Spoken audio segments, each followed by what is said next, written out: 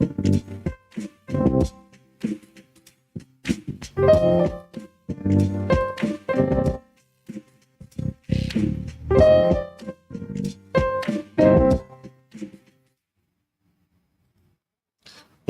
to another episode of Cutting Edge Health. If we haven't met, I'm Dr. Orlando Landrum. I help patients understand how to be able to punch pain in the face, whether it's physical or whether it's mental, and how to get back to leading the life you deserve.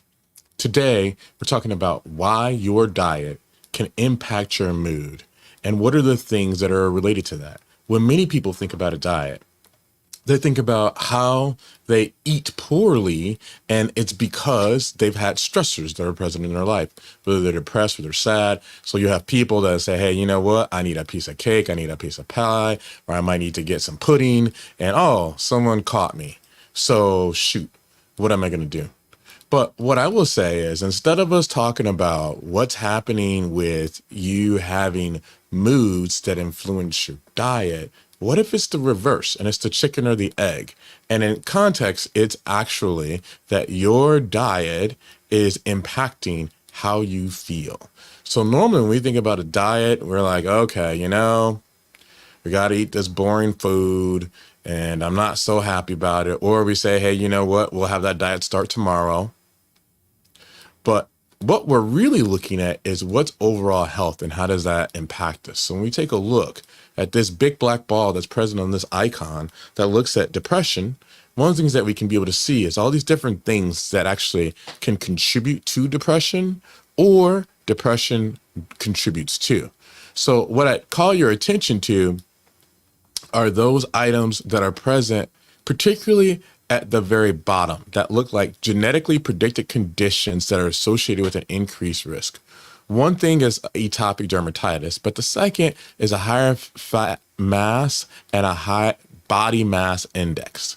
The things that sometimes diet can influence is gastroesophageal reflux disease or GERD, and the things that have an increased risk that are secondary to depression causing issues are going to be things like gastritis and other elements along those lines. So we can see that there's a relation that's present, right? And we kind of had an idea about that. Most people have heard about the gut biome, which we're going to talk about before, but just giving validity so that you understand that there's really truth to this.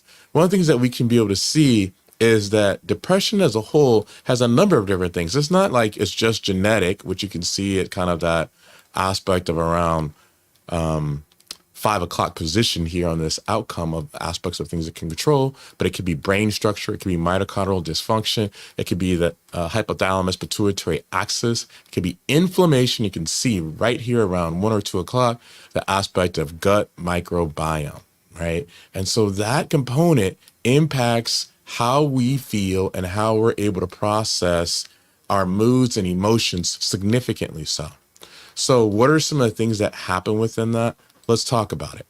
What we know that happens, and this is the context of looking at something that's called psychobiotics, which basically means influencing our gut so that way it impacts our psyche or our mental health in a different way.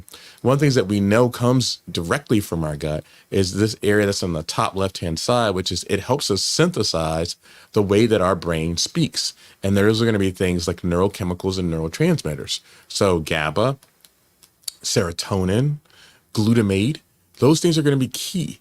And one of the things that we also look at is this aspect of inflammatory cytokines.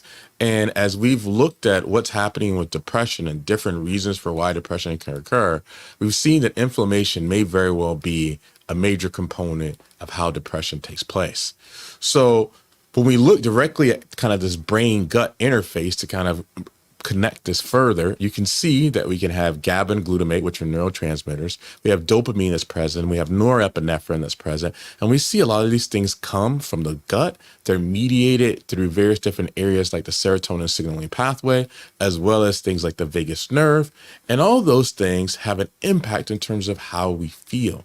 So further kind of drill down on that are going to be things like this, where you can see, as mentioned before, that things like hypothalamus, the pituitary and adrenal gland, as were mentioned earlier, and how that brain-gut connection has an impact in the endocrine system, it has an impact on the nerve system, and it has an impact on the immune system. And because these things have contributing causes to depression, it's one of the reasons why we need to be able to kind of look at our diet with a little bit more of a critical element that could potentially be able to improve our mood. So when we see, again, and all these chemical signals that you can see are, again, these neurotransmitters and where they come from, we have this brain aspect, we have this vagus nerve that we've talked about before. It goes to the areas of the gut, and it has impacts on things like serotonin and tryptophan, and those things influence how those neurotransmitters come about. So there's a number of different things that have looked at, are there different diets that can impact this? So how can we make it better? So one of the things is actually there's a paper that looks at the following: ketogenic diet and whether it may be able to improve bipolar and schizophrenia. And if you had to take a guess, I'm sure you guys are like, yeah, I'm sure that that's probably the case, but I don't know if I necessarily want to do that. But let me kind of give you some ideas about why it might be reasonable and something to consider. So when we look at the aspect of a ketogenic diet, and they took a look at about 28 inpatients or so who had a mixture of bipolar, major depressive disorder, and schizophrenia, what they found is by changing the mixture of carbohydrate and decreasing it, which you can see is that area in orange, and protein about 20%, and fat was about 75%, but these are healthy fats. What they were able to see is that there's improvement in symptoms in 100% of patients. 43% had clinical remission. So what does that mean when we say clinical remission? What that means is normally when you think about trying to improve symptoms, you're saying, oh, okay, I could get 50% better. Remission is it's resolved. And so there's very few things that are able to do that, whether that's medications or there's traditional interventions. But a 43% remission rate is better than a third and almost equal to half by the change of this diet. 96% of patients were able to lose weight, and 64% of patients were able to be discharged on less medications. So let's take a look at that. Was it more impactful for different patients? And what they found is that they were able to see that overall it impacted both bipolar, schizophrenia, and depression significantly so. So much so that you saw that there was this change in reduction in depression disorder, schizophrenia, and bipolar by just changing the diet, right? So what most people would say is, yeah, but I don't know if I really want to do ketogenic. There's some aspects of it not necessarily being that healthy and that there's problems associated with it, and I just can't do it. And I get it. As Cookie Monster did, sometimes you're just like, you got to figure out, like, how can I be able to impact this in a way that makes sense for me? So let's give you some kind of reasonable tips of like what's going to be able to improve. Over on the left-hand side, you can see green, and on the right-hand side, you can see red, right? And in essence, what we're trying to be able to kind of give you insight into is, so how can we be able to make good choices that are going to be a fit as opposed to trying to change everything? No one wants to eat all salads. And what are some things that we can be able to do that are going to be bad and we can be able to limit? So as you probably guessed, Westernized diet as a whole are going to be challenging, right? Because those are going to be processed foods and drinks, and that's going to impact things like the RNA and the gut microbiome. And what is it going to do? It's going to potentially cause damage to the neurons. It's going to cause oxidative stress. It's going to cause an increase in inflammation. It's going to increase potential issues with the gut. If you look on the left-hand side, things that you can be able to pick, they're going to be things like a traditional Mediterranean type diet where you have fish, extra virgin olive oil, nuts, seeds, vegetables, and you don't need to do all of it. You have to do it in moderation.